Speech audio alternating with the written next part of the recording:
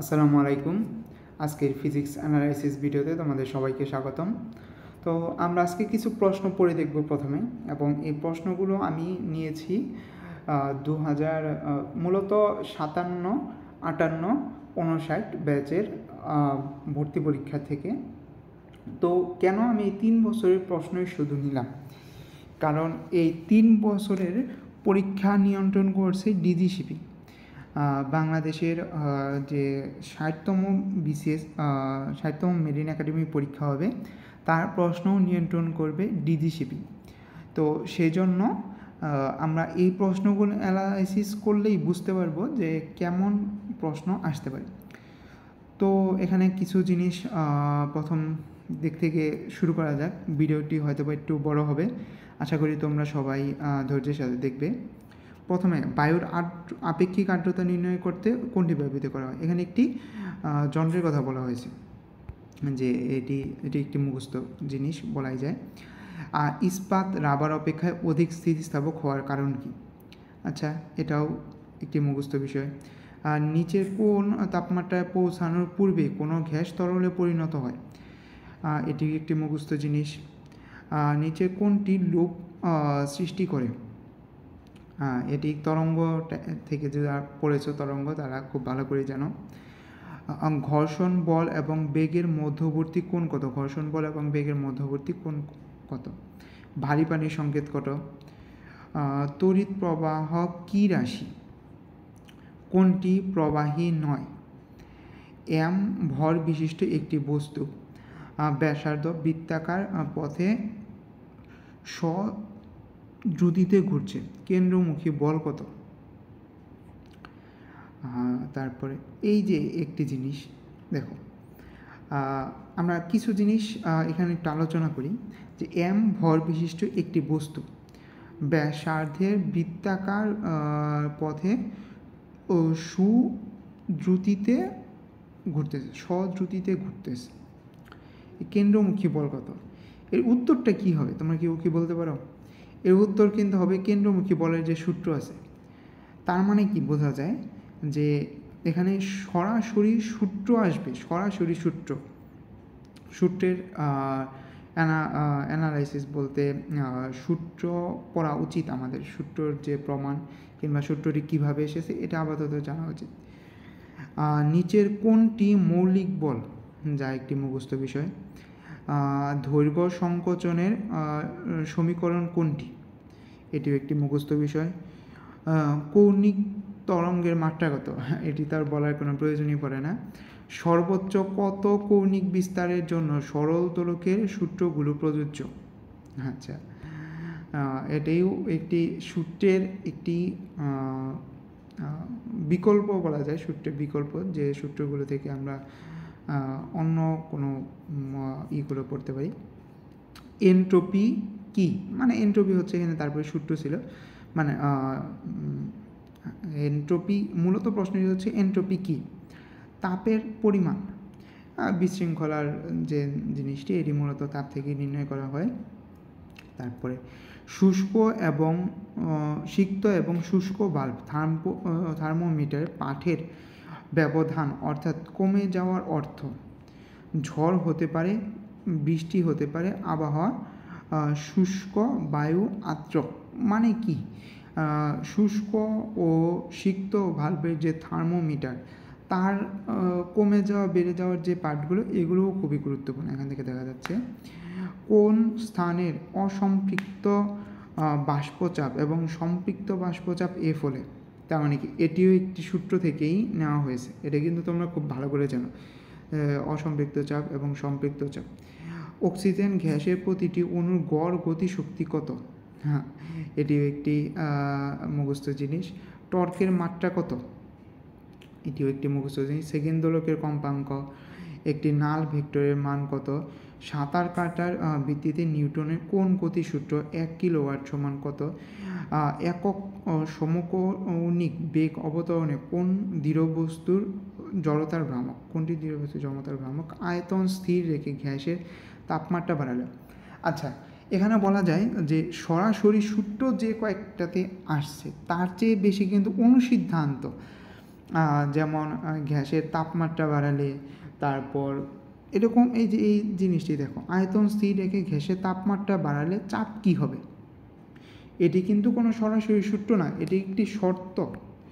তার মানে আমরা কি বুঝতে পারি, সরাসরি সূত্র যেমন আসবে সেখানে শর্তও থাকবে। এইচটিপিতে 2 ml আদর্শ গ্যাসের গতিশক্তি কত? পিভি রশ্মিটির গ্যাসের ক্ষেত্রে নির্দেশ করে, এটি একটি শর্ত। নাইট্রোজেন গ্যাসের ক্ষেত্রে 8 এর মান কত? এটি তোমরা জানো যে নাইট্রোজেন গ্যাস এর পারমাণবিক সংখ্যা হচ্ছে 8। তো তারপরে এর ভর টর মিলে এর যদি তোমরা অপশনগুলো দেখো তোমাদের কাছে অনেক সহজ লাগবে। বল এবং সরণের মধ্যবর্তী কোণের মান কত হলে কাজের মান 0 হবে? কোনো আলোক রশ্মির তরঙ্গ দৈর্ঘ্য সবচাইতে বেশি? ক্ষমতার একক কী? ফুটন্ত পানি বাষ্পে পরিণত হচ্ছে, এই অবস্থায় পানির আপেক্ষিক তাপ কত? রকেট থেকে যে গ্যাস নির্গত হচ্ছে তার নাম কি? তারপরে এখানে দেখো আরও কিছু প্রশ্ন রয়েছে, এগুলো হচ্ছে মূলত 57 ব্যাচের ভর্তি পরীক্ষার প্রশ্ন নিয়ে আমরা আলোচনা করছি। 1.5 কেজি ভরের একটি বই একটি টেবিলের উপর আছে, টেবিলটির তল বরাবর কত বলে টানলে বইটি চলা শুরু করবে? আচ্ছা, এটি মূলত একটি ম্যাথ, এটি বলাই যায় এটি ম্যাথ টাইপের। যারা ম্যাথ করে এক্সপার্ট তাদের জন্য আসলে এটি ম্যাথ না, কিন্তু যারা সাধারণত একটু দুর্বল তাদের জন্য মনে হতে পারে এটি একটি ম্যাথ, বলাই যায়। নিচের কোনটি ভরের একক নয়? বেগের আনুভূমিক এবং উলম্ব উপাংশের মান যথাক্রমে 3 মিটার পার সেকেন্ড এবং 4 মিটার পার সেকেন্ড হলে বেগ কত? এটি একটি সম্পূর্ণ ম্যাথ। কিউ পরিমাণ আধানের একটি চুম্বক ক্ষেত্র বি এর সাথে সমান্তরাল বেগে গতিশীল, উক্ত স্থানে একটি তড়িৎ ক্ষেত্র থাকলে আধানের উপর ক্রিয়াশীল বল কত? তো এখানে কিছু জিনিস আমরা এই যে দেখতে পাচ্ছি ম্যাথ, তাপমাত্রার ম্যাথ রয়েছে, পানির প্রতিসরণকের ম্যাথ রয়েছে, কিন্তু একটা জিনিস তোমরা লক্ষ্য করলে দেখতে পারবে যে আমাদের কিন্তু অনেক কম পরিমাণে ম্যাথ আছে। এমন না যে আমি ম্যাথগুলো স্কিপ করেছি, আমি প্রশ্ন থেকে সাধারণত একটি অধ্যায় থেকে 2টি অথবা 3টি করে প্রশ্ন, যেগুলো সাধারণত সব জায়গায় আসছে, মোটামুটি বলা যায় যে আমি সবগুলো প্রশ্ন থেকে 50টি প্রশ্ন বাছাই করেছি। এমন না যে ম্যাথ বাদ দিয়েছি, ম্যাথের পরিমাণটাই আসলে এরকম, 38টা হচ্ছে মুখস্থ, তার মধ্যে 12টি হচ্ছে ম্যাথ। আচ্ছা, এখানেও কিছু কিছু মুখস্থ আছে তোমরা জানো। তো আসলে আমাদের এখন কি কি পড়তে হবে, আমরা প্রশ্নগুলো বুঝলাম, এখন আমাদের কি কি পড়তে হবে সে সম্পর্কে আমরা ছোট্ট করে আরেকটি পার্ট দেখব। সেজন্য তোমাদের অপেক্ষা করতে হবে জাস্ট কিছু সেকেন্ড। সবাইকে ধন্যবাদ। আসসালামু আলাইকুম। আমরা এর আগের পার্টে দেখতে পেয়েছি যে মানে কিছু প্রশ্ন নিয়ে আমরা আলোচনা করলাম। আসলে এই প্রশ্ন থেকে এখন আমরা কি বুঝতে পারলাম, আসলে আমাদের কিভাবে পড়তে হবে, তো এই নিয়ে এখন আমরা একটু কিছু কথা বলি। তো প্রথমেই দেখা যাচ্ছে এখানে আছে সূত্র। আমরা সরাসরি দেখেছি যে এম ভরের একটি বস্তু কৌণিকভাবে ঘুরছে, কোনো একটি সমান বল নিয়ে কৌণিকভাবে ঘুরছে। তার মানে কি, এম ভরের একটি বস্তু একটি ব্যাসার্ধ নিয়ে সমবেগে ঘুরছে, তার মানে এখানে কি কতটুকু বল কাজ করছে, তার মানে কৌণিক বেগ। কৌণিক বেগের যে সূত্রটি সরাসরি এখানে প্রকাশ করেছে। এরকম অনেক প্রশ্ন রয়েছে, এটি জাস্ট আমি একটু উদাহরণ হিসেবে দিলাম। এরকম অনেক সূত্র রয়েছে, তো সরাসরি সূত্র আসার সম্ভাবনা অনেক বেশি। তবে সবচাইতে বেশি গুরুত্বপূর্ণ যে জিনিসটি সেটি হচ্ছে শর্ত। মানে একটি বস্তু উপরে উঠলে আরেকটি বস্তু নিচে নামবে, মানে কিছু টাইপের জিনিস আমরা ফিজিক্স পড়ার সময় দেখতে পাই যে একটা জিনিস এরকম হলে আরেকটা জিনিস এরকম হয়ে যাবে। তো শর্ত সাপেক্ষে যে জিনিসগুলো, আমরা সেই জিনিসগুলো সবচাইতে বেশি, এটা 5 স্টার। শর্ত সাপেক্ষে যে জিনিসগুলো আছে এগুলো আমাদের অনেক বেশি পরিমাণে পড়তে হবে। এগুলো ছাড়া আমাদের কোনো উপায় নেই, এগুলো পড়তেই হবে। যদি এবার 40টা প্রশ্ন থাকে, তার 10টা থাকবে শর্ত, 5টা থাকবে সূত্র, মাত্রা থাকবে 5টি, একক থাকবে 5টি, যন্ত্রের নাম 2-3টি, এবং আরও যে কিছু মুখস্থ জিনিস আছে সেগুলো মিলে 5টি। কতটি হলো? 10, 10, 20, 25, 30, আর ম্যাথ থাকবে 10টি। আচ্ছা, এখন বলা যায় যে কেমন টাইপের ম্যাথ থাকতে পারে ভাইয়া। ম্যাথগুলো আমরা সাধারণত একটা জিনিস লক্ষণীয় এখানে, যে আমাদের অন্য সব পরীক্ষায় একটি প্রশ্নের জন্য সাধারণত 1 নাম্বার থাকে। 1 নাম্বার সাধারণত এমসিকিউ এর জন্য থাকে, এমসিকিউ এর জন্য। তো 1 নাম্বার, আর আমাদের মেরিন পরীক্ষায় 2টি জন্য 1 নাম্বার। এটা কিন্তু মাথায় রাখতে হবে। তোমরা হয়তো অনেকে ভাবতে পারো যে এমসিকিউ 200, এমসিকিউ 160টা আসবে। আসলে এমসিকিউ হিসাবে না, আমাদের চিন্তা করতে হবে মার্ক হিসেবে। 0.5 জন্য তোমাকে কত বড় ম্যাথ দিতে পারে? এমন কোনো ম্যাথ দিতে পারে যেটার জন্য তোমার 5 লাইন ম্যাথ করতে হবে? কখনোই না। সেই ম্যাথগুলোই দেওয়া হবে যে ম্যাথগুলো একবার সূত্র বসাবে, সেখানে সংখ্যাগুলো বসাবে, উত্তর এসে পড়বে। হ্যাঁ, হয়তোবা এখানে ভাষাগতভাবে একটু প্যাচ থাকে, কিন্তু এখানে কোনো প্রকার জটিল কোনো ম্যাথ দেওয়া হবে না। হয়তোবা ভাষা বুঝতে কষ্ট হতে পারে, বাট এখানে কোনো প্রকার জটিল কোনো ম্যাথ দেওয়া হবে না। আমি আবার বলছি, শুধুমাত্র সূত্র বসালে হয়ে যাবে এমন ম্যাথ থাকবে 10টি। আর মুখস্থ জিনিসগুলো এখানে বেশি গুরুত্বপূর্ণ। তো এই জিনিসগুলো কিভাবে পড়বে, এই নিয়ে এখন সবার প্রশ্ন। তো সবার প্রথম তোমরা একটি অধ্যায় নিবে বইয়ের অধ্যায়টি। এখানে কোনো গাইড নিবে না, মূলত কোনো গাইড হাত দেবে না।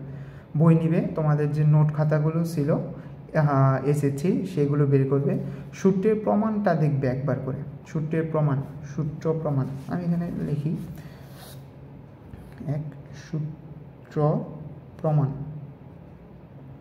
সূত্র প্রমাণগুলো দেখবে। যতগুলো সূত্র আছে সবগুলো খাতায় লিখবে। তারপরে এই সূত্রের কিছু শর্ত থাকে, শর্তগুলো লিখবে, এবং এই সূত্রের যে এককগুলো আছে এককগুলোর মাত্রা নির্ণয় করবে। মানে যে জিনিসগুলো নিয়ে আসলে সূত্র দিয়ে দেওয়া হয়, সূত্র তো শুধু এমন না যে ABCD দিয়েই হয়ে গেল, সূত্র তো আসলে এক একটি মান নির্ণয় করা হয়। এই মানগুলোর একক এবং মাত্রা নির্ণয় করবে, এবং এই সূত্রের একটা করে প্রয়োগ করবে। তো এই হচ্ছে আমাদের মোটামুটি বলা যায় একটি অধ্যায় পড়ার জন্য যথেষ্ট। তারপরে এই যে জিনিসটি যন্ত্রের নাম আসলে কি, একটা জিনিস পরিমাপ করার জন্য, আর্দ্রতা পরিমাপ করার জন্য কি হবে, এরকম কিছু যন্ত্রের নাম, যেগুলো তোমরা আসলে ইন্টারমিডিয়েটে অনেকবার পড়েছো, জাস্ট একবার রিভিশন দিলেই হবে। আর দ্বিতীয় যে জিনিসটি অনেক গুরুত্বপূর্ণ, সেটি হচ্ছে এখানে পরীক্ষা দেওয়া এবং ক্লাসগুলো গুছিয়ে করানো। এখানে অনেকে বলতে পারো, ভাইয়া আমি ভার্সিটি কোচিং করি, আমি মেডিকেল কোচিং করি। আসলে মেডিকেল কোচিং বা ভার্সিটি কোচিং যথেষ্ট নয়, কারণ এখানে পড়াটা তোমরা দেখতেই পাচ্ছ। ভার্সিটিতে কখনো 0.5 এমসিকিউ আসে না, কখনো তোমাকে এক পরীক্ষায় 200 এমসিকিউ অ্যান্সার করতে হয় না। ফিজিক্সের 40টা এমসিকিউ কোনো ভার্সিটিতে তুমি দিবে না, সর্বোচ্চ 25। তো তার জন্য এই জিনিসগুলো এই জিনিসটি তোমাকে মাথায় রাখতে হবে। আচ্ছা, তারপরে এখন বলতে পারো যে ভাই এরকম ক্লাস আমরা কোথায় পাবো? এরকম ক্লাস তোমরা এই চ্যানেলেই পাবে, এবং এই ক্লাসগুলো মূলত আমি নিব, কিন্তু এই ইউটিউব চ্যানেলে প্রকাশ করা হবে কি না আমি এখনও জানি না। এর জন্য আমাদের যে মেসেঞ্জার গ্রুপ রয়েছে, ফেসবুক গ্রুপ রয়েছে, হোয়াটসঅ্যাপ, এখানে তোমরা সবাই নক দিতে পারো, এখানে তোমরা এই ক্লাসগুলো পেয়ে যাবে। ফিজিক্স, ম্যাথ এর জন্য আমরা আলাদা করে 20টি করে ক্লাস নেব, প্রতি সাবজেক্ট 20টি করে ক্লাস। ফিজিক্স, ম্যাথের জন্য 20টি, কারণ 20টি অধ্যায় রয়েছে এখানে, প্রথম পত্র এবং দ্বিতীয় পত্র মিলে। ফিজিক্সের জন্য সংখ্যাটি একটু কম হবে, বেশি হবে, দুঃখিত। ফিজিক্সের জন্য মেবি 27 অথবা 28টি ক্লাস হবে। এখনও ক্লাসগুলো শেষ হয়নি, সেজন্য আমি সঠিক করে বলতে পারলাম না। ম্যাথের জন্য 20টি, বাংলার জন্য 15টি, ইংলিশের জন্য 10টি ক্লাস নেওয়া হবে। এবং সবচেয়ে গুরুত্বপূর্ণ কথা, পরীক্ষা নেওয়া হবে 60টি, সাবজেক্ট ভিত্তিক, সাবজেক্ট ফাইনাল 10টি, পিওর মডেল টেস্ট 10টি, যেখানে 160 মার্কের পরীক্ষা হবে। কে কত পাও, কাটমার্ক, সেগুলো দিয়ে পজিশনও বের করা হবে। তো আশা করি আমাদের মেসেঞ্জার গ্রুপে অতি শীঘ্রই যুক্ত হয়ে যাবে, এবং আমাদের পরীক্ষাটি ইনশাআল্লাহ ডিসেম্বরের প্রথম দিকেই হয়ে যাবে, সেই জন্য আমরা প্রস্তুতি নিব। আমাদের সাথে থাকার জন্য ধন্যবাদ। আসসালামু আলাইকুম।